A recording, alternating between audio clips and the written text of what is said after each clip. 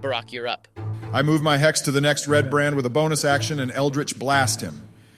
13 to hit for 7 force damage and 6 extra necrotic damage from Hex.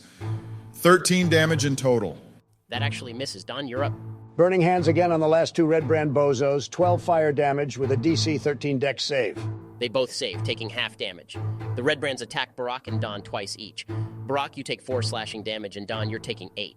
Fuck, I'm down, motherfucker. Oh, wow, that sucks. Glasstaff launches another volley of magic missiles. Joe, you're taking 4 force damage. Barak, you're taking 5. Joe, you're up. I stabbed the one Barak doesn't have hexed. I'm going to use my inspiration because this guy needs to get dead now. Rolling with advantage, I get 23 to hit for 8 piercing damage and an additional 2 from sneak attack. That's enough to put this guy down. Your turn, Barak. Holy shit, okay, I blast the red brand I have hexed. 18 to hit for 6 force damage and 4 necrotic damage on top from Hex. You kill the last red brand, he topples to the ground dead. Don, give me a death save. Fuck, I rolled a 3. Mark down 1 failure, Don. Glasstaff yells, "Time to end this," and sends out another magic missile volley. 4 force damage to you, Barak, and 5 to you, Joe. Oh shit, I'm down. Me too. Fuck, is this a TPK? Glasstaff laughs as he starts to make his way towards Don, holding his staff out to finish him off with the end of the staff. It sounds like you boys could use some help. Before you stands a tall, Eldrin man with light tan skin, with black, graying hair clad in chainmail, holding a large shield in their left hand and a long sword in the other. Standing behind this man is a small goblin, who seems battered and looking scared. My name is Sir Paladin George of the Lord's Alliance.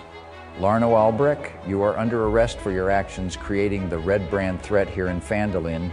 You will face judgment in Neverwinter for your transgressions against the innocent people of this village. What say you, traitor? Will you come peacefully, or will I have to bring down holy justice onto thee? Yeah, what he said. Holy shit, it's George. What's up, man? Not much, man. Just saving your sorry ass. Why the fuck is Rogan a goblin? Is it because he's short? Fuck you, Don. I'm plenty tall. Google says you're 5'8". All right, guys, let's get back on track. Glasstaff, now revealed to be Larno Albrecht, gives an evil grin and says, "It's about time you Goody Lords Alliance members figured it out. It won't matter because you'll die like the rest of them." George, Rogan, roll for initiative. I got a 10. I rolled a 9. This goblin stat block fucking sucks. All right, we can start with you, George. I begin by using my Eldrin feature, Fey Step, as a bonus action to move right up next to Larno. He needs to make a wisdom saving throw, DC 13, or be charmed by me for 1 minute. Wow, all right, yeah, he rolled a 10 and he fails. You successfully charmed him and he forgoes his turn. Good, I take his staff away from him, push him to the floor and hog tie him. Droop, shove a sock in his mouth. All right, I take one of the socks off the dead red brands and shove it in Larno's mouth. And before the guys roll any more death saves, I go over and give them each 5 healing from my lay on hands pool, draining it for the day and stabilizing them. That's how you fucking do it, boys. Way to save the fucking day. Thanks for saving our ass, George. That was fucking dope, son. Yeah, it was all right. Hey, give me some credit. I helped with the sock. The hideout is eerily silent after Glasstaff is bound by Sir Paladin George. Glasstaff squirms against his binds on the ground, his mouth muffled from the dirty red brand sock as the charm wears off of him. I put my foot on Glasstaff's back to hold him in place and do a Captain Morgan impression as I look to the party and say, "Travelers, what brought you to this hideous place to seek out this traitor?" Oh God, George is role-playing. Yeah, it's a RPG, Don. That's what you're supposed to do. Yeah, squad Don. I would like to thank you again, Sir George, for saving us. Without you, I don't think we would have lasted much longer. These Red Brand thugs were attempting to shake us down. We chased them off and followed them back here to this hideout. My hope, at least, was to find something here that could give us some insight on what may have happened to our friend Gundren. Gundren Rockseeker? That is a shame. I have shared a pint or two with him at the Stonehill Inn. If you would allow me to bring this traitor to justice, I would join you on your quest to free our comrade. Oh, brother, I'm just here for the money and loot, my guy. Do we get a reward for capturing Glasstaff? If memory serves, I was the one who captured him, sorcerer. You really gonna do this, George? I waddle up to George and retrieve Talon from my pack and hold it up to him as an offering and say, "Squaw, I am Joe. Please take this as thanks for saving our lives." I take the sword and give the Birdman a small bow. Thank you, Joe. I will wield this with valor. You're really giving away our loot? He can use it better than any of us. I skitter out in the middle of the party and say, what do I get? Does Droop get anything? I give Droop the most prized possession I have, my undying gratitude. This fucking sucks. You all walk into Glasstaff's quarters. The walls of this bedchamber are covered with drapes of scarlet cloth. The furnishings include a small writing desk with matching chair, a comfortable-looking bed, and a wooden chest at the foot of the bed. I go to open up the chest. I sit on Glasstaff's back. I check out the notes on the desk. All right, we'll go in order. Don, you open the chest and find 180 silver pieces, 130 gold pieces, a silk pouch containing 5 carnelians, 10 GP each, 2 peridots, 15 GP each, and 1 pearl, 100 GP. You also find 2 scrolls, one of Charm Person and another of Fireball. Fuck, that's nice. You better split that up. Yeah. Joe, you plop down on Glasstaff's back, and he lets out a muffled whine. You notice his magical staff laying on the ground next to him. Oh, shit, I pick it up. Look at me, Mom, I'm a wizard. Barak, you search through the notes on the desk. Various papers and notes are stacked neatly on the desk, mostly consisting of Larno's written orders to apothecaries and alchemists in nearby settlements for more materials for his workshop. You do find a letter signed with the symbol of a black spider. It read, Lord Albrecht, my spies in Neverwinter tell me that strangers are due to arrive in Phandelin. They could be working for the dwarves. Capture them if you can. Kill them if you must. But don't allow them to upset our plans. See that any dwarven maps in their possession are delivered to me with haste. I'm counting on you, Larno. Don't disappoint me. There's a note from the Black Spider here. It seems the Red Brands are working with them. Apparently they were trying to capture us. I know the Black Spider. I know where they are. They are in Cragmaw Castle. That's where me and the Bugbears came from to help out the Red Brands. I can tell you where it is if you protect me. I pull out a map from my pack and show it to Droop. Where is it, Droop? Can you point it out to me? I'm not too sure. I just know it's north from here. It's a start, and we have a lead of where to go next. We need a long rest first and sell off this loot. Hey, Birdbrain, give me that staff. I hand the staff over to Don and look sad. I split the money up between all of us 4 ways and give Barak both scrolls. I want to keep the staff. I'm going to hold on to the gems and we'll sell them in town and make all our treasure into gold and split it up. Sure, I always have mage armor on as it is with armor of shadows. I think that wraps it up here. Let's grab the pelts and weapons we saw on our way in to sell too. Squat, more hats. Why didn't I get any gold? You're an NPC, Droop. You don't matter. Feels bad, man. You all make your way back into town with your new companions, Sir Paladin George and the short, quirky goblin named Droop with Glasstaff, a.k.a. Larno Albrecht in tow.